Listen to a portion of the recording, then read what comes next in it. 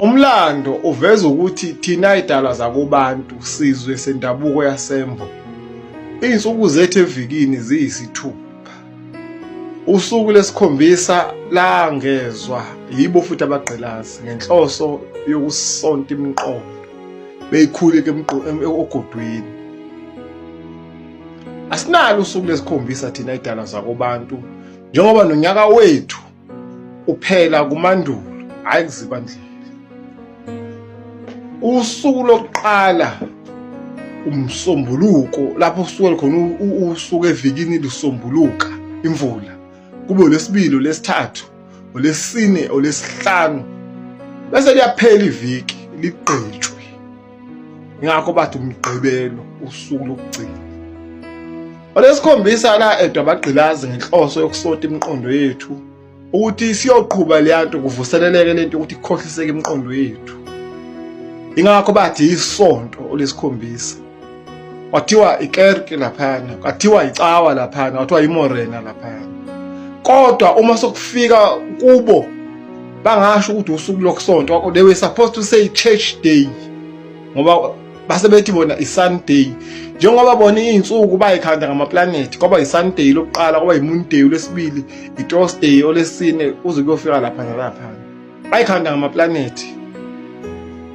Njengoba yakuyasha ingcwele ukuthi yabona abagqilazi bafethu bakungcono khona besithuka besibiza ngemfene besihudula besibulala kodwa ngeheritage nangeculture basibulala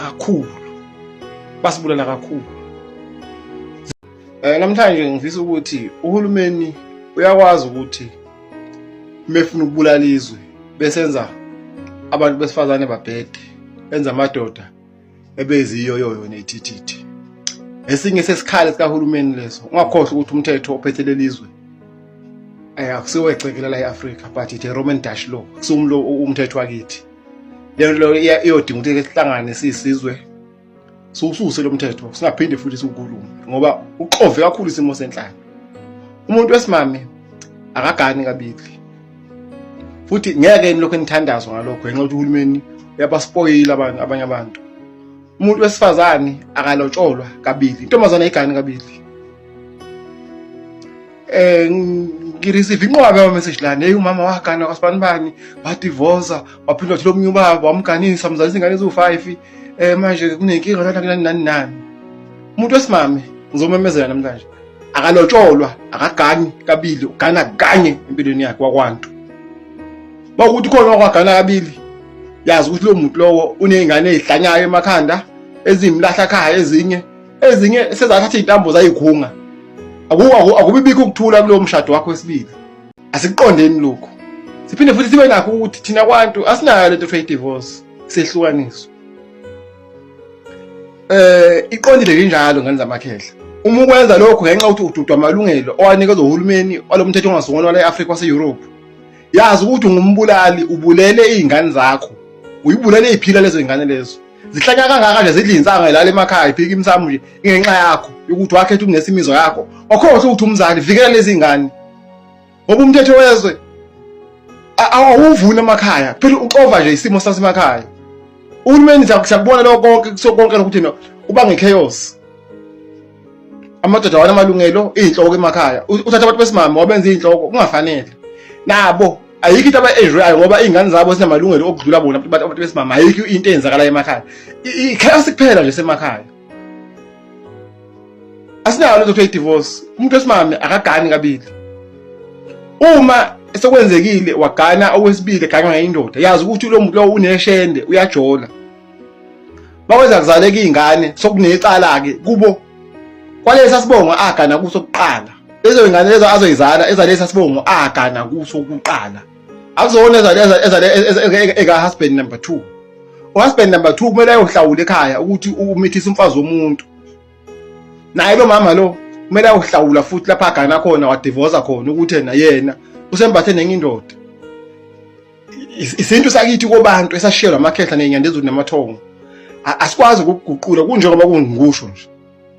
Uma ukwenza yazi ukuthi usacrifice izingane zakho igcina ingane izinyathelo idlo zingafanele Nani nina bakomkhulu, kakhulukazi izingane zase-Afrika lezi ezikhula zembethe zithwele iziphambeko zabazali. Phephisani bafethu. Inkinga zonke zingezabaphilayo. Lolo sizo olunembethe asilona leni. Elobudedengu babazali benu abathatha izinqumo ezibhedayo. Bajabulisa imizwa yabo ngokududa uhulumeni. Namhlanje kujeza nina, ejezela izono zabazali. Hlupheka kangaka nje. Hayi ngoba nakho ningekho serious ngempilo. Nithwele iziphambeko zabazali. Phephisani bafethu. Niyadinga ukuthi ngenisukume. Niyele kuba mageja noma ubaba uHadebe lapha kwi-African spirituality noma kumqalo wendlela lapha lapha uShembe. Nifike ninikelele lezi inkinga nizibike.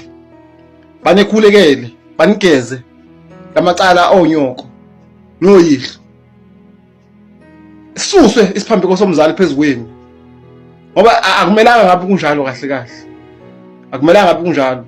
Abanye abantu bayakhohlwa ukuthi bangabazali bafuna ukujabulisa inhliziyo zabo ngisho ongafanele. Phephisani kanjani zamakhehla. Sengazi ukuthi nalo lolu sizi ningalemukela njengoba lunjalo. Siphinde sibuyisele futhi kuye umdali. Umenzi wakho konke yithongo zinyandezulu zakomkhulu.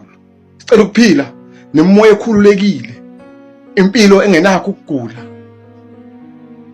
Lokho kuba utho olukhulu kithi. Asiphile bafethu sibekezeleni. Inkinga zonke necala leli lamadoda kwantu. Nabo laba abantu besimame abaduda uhulumeni. Lelo cala lelo lingelethu thina madoda. Siyadinga ukuthi mabeshona sibageze ngeimbuzi sihlambulule onke lamacala lawa sivale lemkhokha ukuze siphile.